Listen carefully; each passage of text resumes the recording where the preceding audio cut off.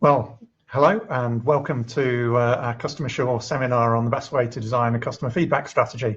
Thank you very much for sparing a few minutes to join us.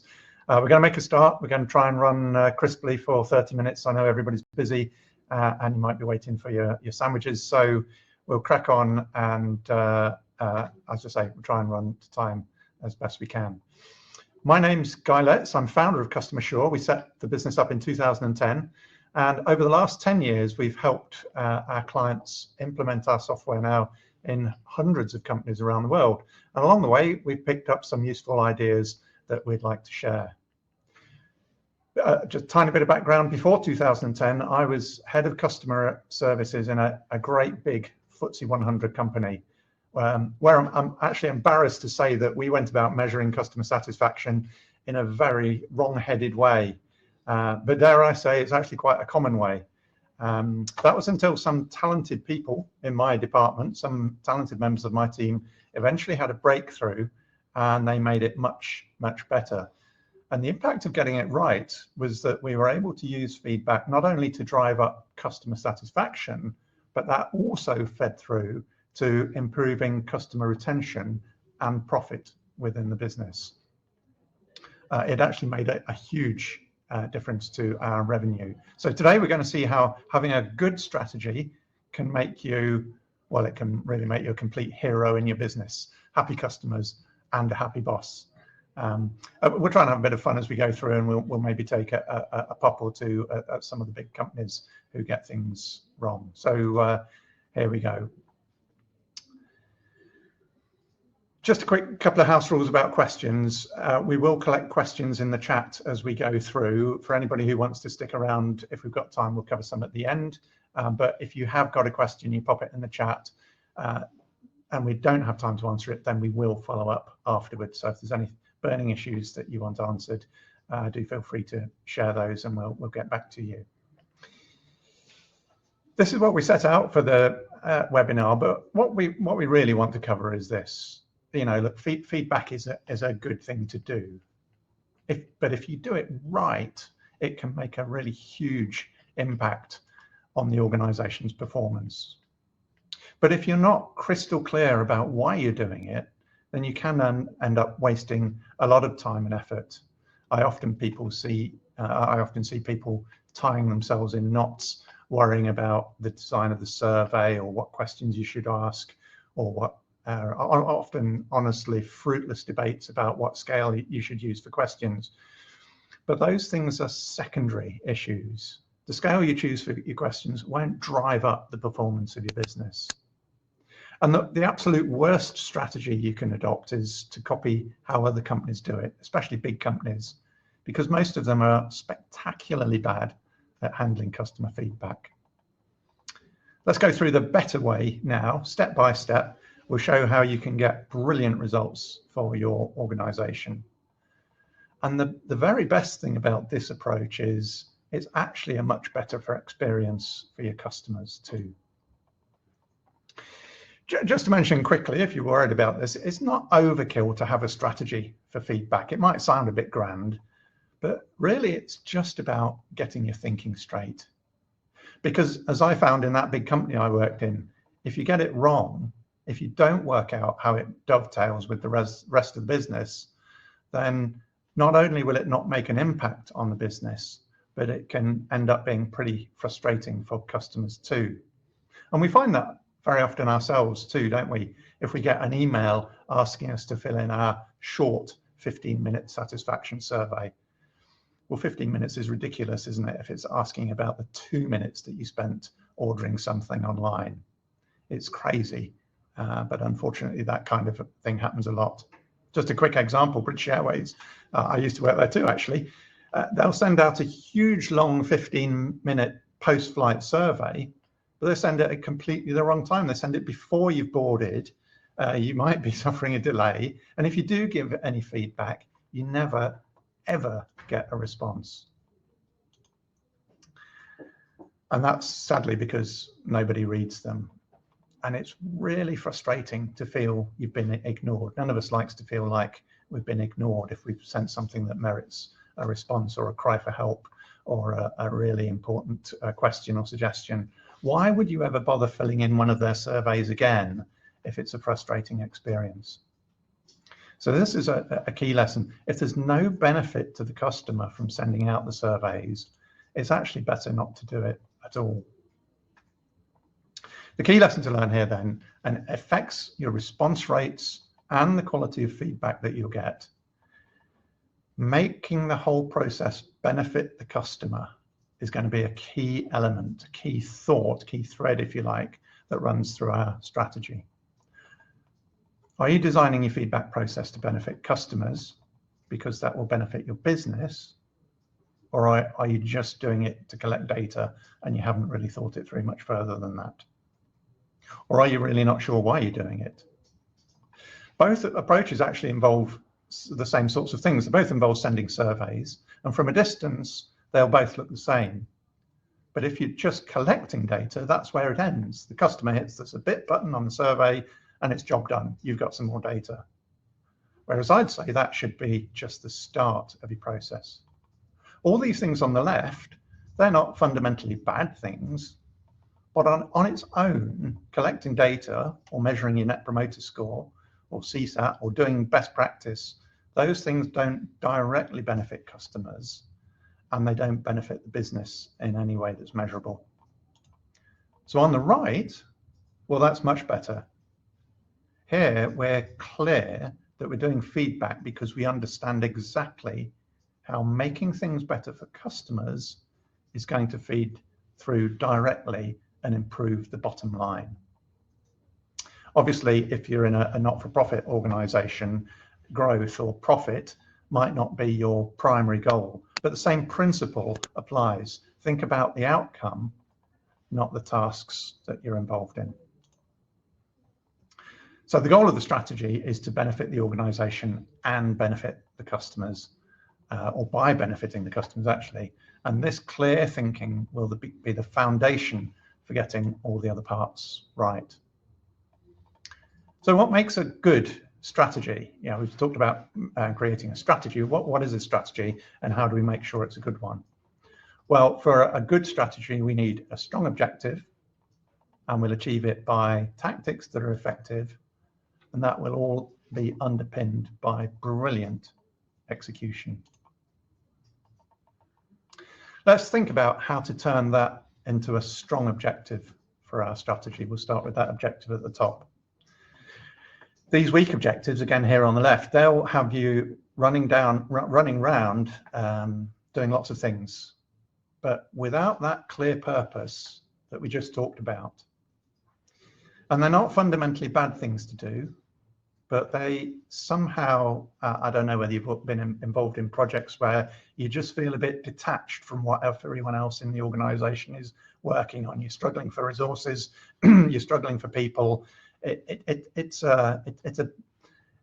feels like a worthy thing to do, but it's somehow an add-on to the rest of the business. It's not integrated with the operations. It's not leading to profit and improvement and growth and everything that everybody else is doing. So you can feel like you're a bit like the poor relation.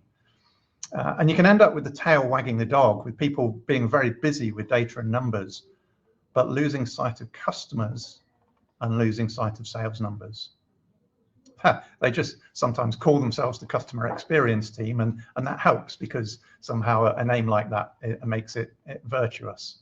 But I've seen whole cottage industries set up inside companies which are just groups of people being ultimately unproductive. And do be very clear about this. It is possible to increase your Net Promoter Score or your satisfaction scores without actually making things better for customers. One of the controversies actually about Net Promoter at the minute is people mistakenly setting a target to improve Net Promoter Score, or even worse, setting a bonus on it. Do you know what? If there's a room full of executives and they miss their Net Promoter Score by 1 point, 1%, which would mean they don't, somehow they find a way of increasing the Net Promoter Score and getting their bonus. I've seen it happen more than once in quite big organizations. So do not set targets, or worse still, bonuses on improving Net Promoter Score. There's much better ways. They actually cease to be useful measures once you start setting them as targets. You can Google it afterwards. There's something called Goodhart's Law, and that basically just says that if you've got a really, really useful measure, as soon as you make it a target, it ceases to be a useful measure because people will game it, people will find ways around it. And you'll find your employees saying something like, we had a bed delivery the other week, and the delivery driver said, honestly, give us a 9 or a 10, otherwise we get nothing. You know, it's almost like emotional blackmail. The kids will get no Christmas presents unless we get a 9 or a 10, because we won't get a bonus. It just skews the whole data. It drives poor behaviours in the organisation. It's a great measure, but set targets that are different. There's other examples of that. I received this one from Hilton Hotels. Just quickly, you'll find a few companies maybe switch the scale. You can see here it goes from 10 down to 1 instead of 1 to 10. Well, that's just playing mind games to try and get a higher score. It's a trick that might increase the score. It might increase the number, but it's not actually improving how people feel. It's not improving their actual satisfaction. If we had more time, there's a load of things other things wrong with this. So it was actually the 6th reminder that I got from loads of things wrong with this one. We'll perhaps go into details on what makes a good or a bad survey another day. So the better way to set an objective is to ask, how can I use customer feedback to directly contribute to the organisation meeting its goals? The goal for your feedback strategy should be exactly the same as the goal for your business. It's not hard to do. It just needs some fresh thinking. These are some of the problems that you get if you have a different objective for your feedback program than for your business. All these are bad things that happen if you're involved in a business improvement project which doesn't match what everyone else has been set as their personal objectives. You're somehow in conflict with them. When you've got a shared objective, instead of I don't know, people often find that it's hard to make progress with the sales department. You want to improve service and you need them to do things or change the behaviours or policies or procedures, and they push back against it. And they've got right on their side, haven't they? Because sales is important. Well, of course, sales is important, but you're trying to improve customer experience as well. Well, if they can see how your feedback program is going to help them and help your customers spend more, then actually your objectives are aligned. You're fighting alongside them in the trenches now. You're all working to the same objectives, and it's much easier to influence people in other departments and get cooperation. So that's why you must set a clear business goal as the objective for your feedback strategy. Don't invest separate customer experience goals. So we've got a strong objective. Now, what are the tactics that are going to be effective in helping us achieve that objective? Well, these tactics are the things that we're going to do to make sure we achieve our objectives. Actually, some of the things that we'll do differently, and some of them are how we'll think differently. Let's run through these and one by one.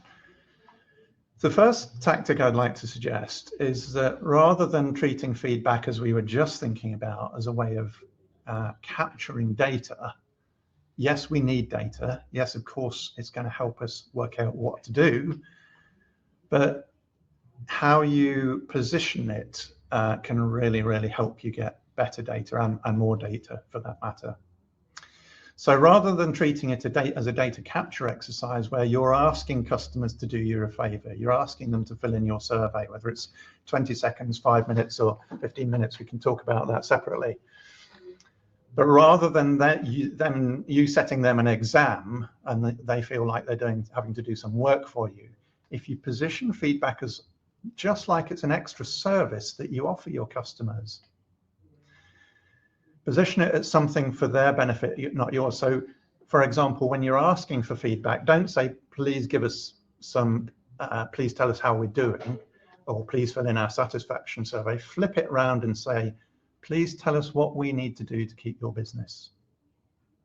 And can you see the difference there? Then they're motivated to reply, because this is the platform where they can tell you that little niggle, or that extra product that they wish you'd offered, or that way they'd improve your policy, or that improvement you can make in your online ordering process. They're much more motivated to respond and give you feedback if they can see that it's actually going to make their life easier. So flip it around, treat it as something that's going to deliver a benefit for them as well as for you. And by the way, because it's an extra service, it doesn't replace other comms. It doesn't replace account management. It's like an additional communication channel that you're giving to them. Second tactic, follow the 3 golden rules of customer feedback. That's, if you follow the 3 golden rules, I'm going to run through those quickly in a second. If you follow those, it'll make feedback a great experience for customers. And of course, if you make it, filling in your survey, a great experience, it's not just about the design of the survey, by the way, but if you make the whole process a great experience and make it rewarding for them, you're going to get better response rates and you get the best quality feedback. It's going to be things that will have real grit and meaning. There'll be real nuggets of gold in there for you. Third tactic, there's a lot of talk about the different KPIs. Some people don't use any, some people use Net Promoter Score, some people say that's rubbish, you should use CSAT, and then there's Customer Effort Score, and there's others coming along all the time. Well, I have to say that for the purposes of your strategy, understanding the role of these things is about understanding that there is no silver bullet. You can get good results with NPS, you can get bad results with NPS. Same with all of them.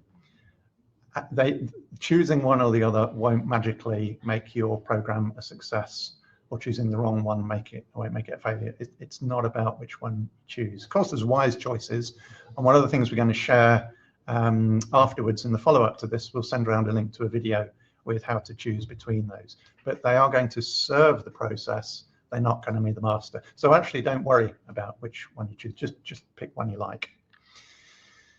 And the final tactic I wanted to cover was about setting targets. I touched on it a bit before, but set your targets wisely.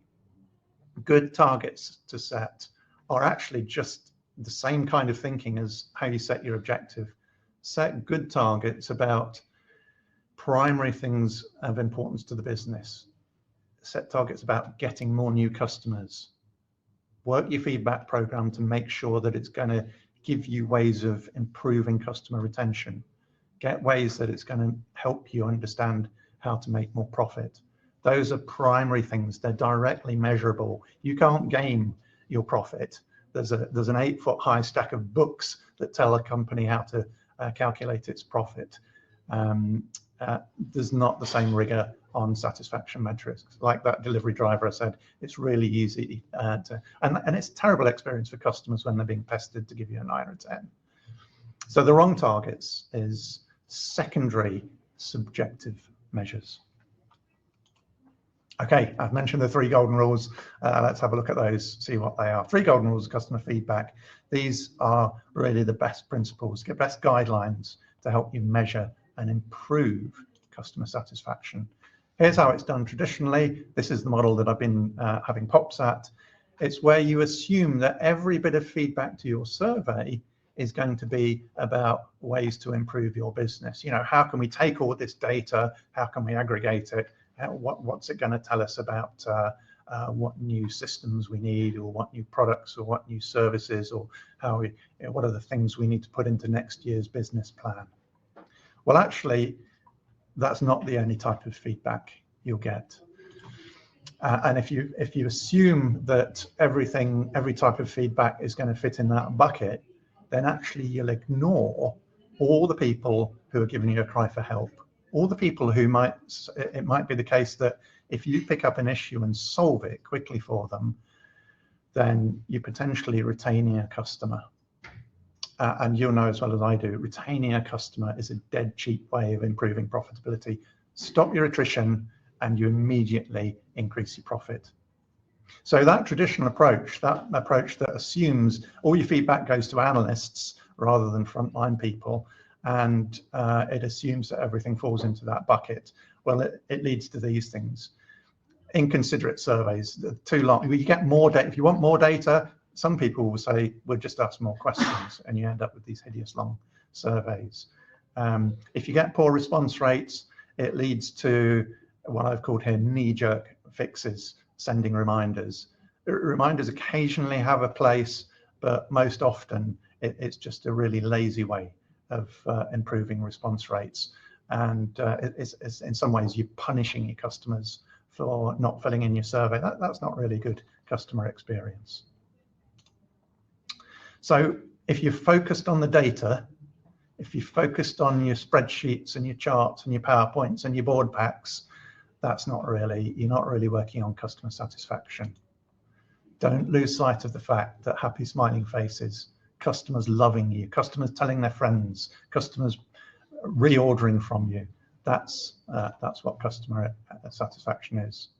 So how do we make a feedback a great experience for customers? What are those 3 golden rules? Well, the best way to measure and improve customer satisfaction is not only to give the feedback to your analysts who are going to scratch their heads and puzzle over it and maybe do something about it sometime, but it's to feed it through also to people who can make a difference, who's going to be in your organization, who can pick up on those cries for help. So 3 golden rules. Number 1, ask for feedback when the customers are most likely to want to give feedback. Perhaps think about their experience with you. When do they deal with it? After they bought something, after they had something delivered, after they've received a service from you. When are those touch points in the customer journey when you've done something for them, they're most likely to have some feedback that they're going to want to give. Some people do customer journey mapping, and that will highlight the key touch points in your customer journey. Those are the points where you may want to measure satisfaction to check that you're firing on all cylinders throughout their life cycle with you. Second golden rule, make it really, really easy for people to give feedback. You know, none of these 15-minute surveys. Most people can tell you whether they like you or don't like you and why, what you need to stop doing, or continue doing. They can do that in 20 seconds.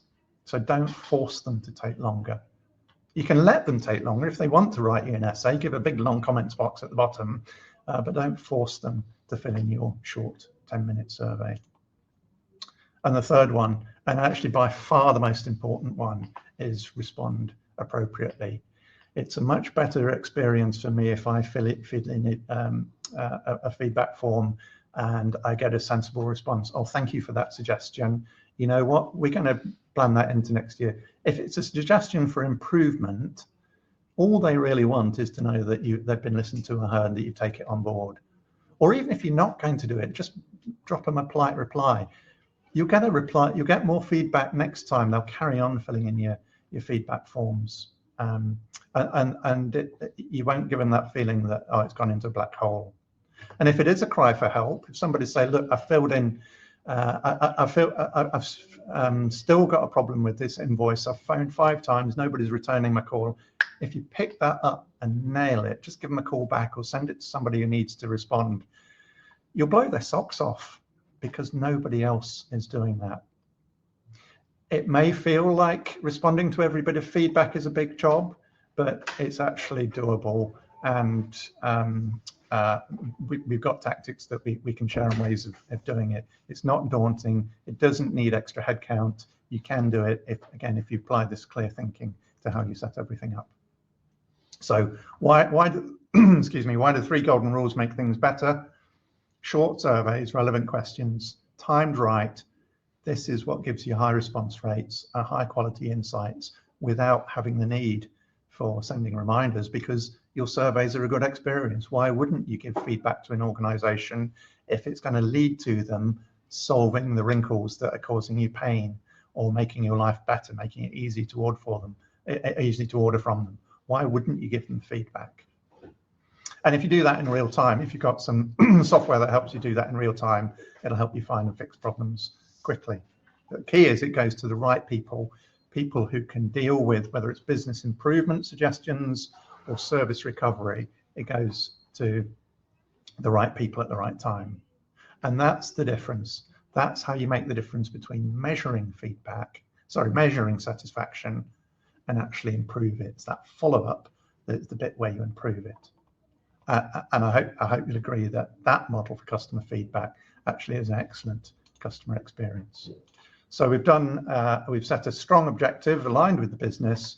We've got some effective tactics, some clear thinking, some fresh thinking about how to deliver improvements which not only improve your score, but also benefit your bottom line, and brilliant execution.